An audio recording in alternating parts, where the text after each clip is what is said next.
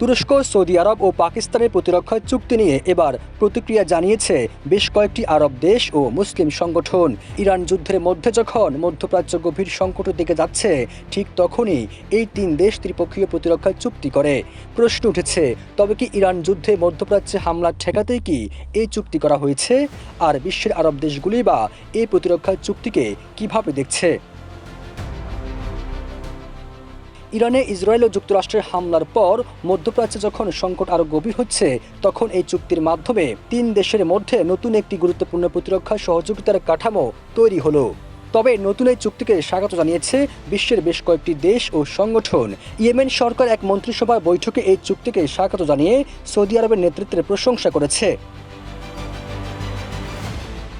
Bahrain এই চুক্তিকে তিন দেশ নিজেদের সক্ষমতা দিয়ে অংশীদারত্বে অবদান রাখবে বলে জানিয়েছে দেশটির পররাষ্ট্র মন্ত্রণালয়।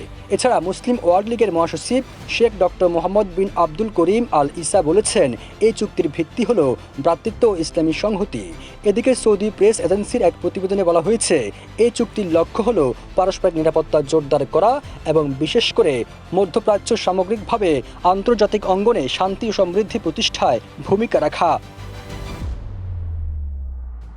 এই চুক্তির প্রসঙ্গে ফিলিস্তিনি প্রেসিডেন্ট বলেছেন, মুসলিম বিশ্বের দেশগুলোর সক্ষমতা বাড়ানো এই চুক্তি ফিলিস্তিনি জনগণের অধিকার ও ইসরায়েলি দখলদারিত্বের অবসানের জন্য তাদের ন্যায্য সংগ্রামকে সমর্থন করবে।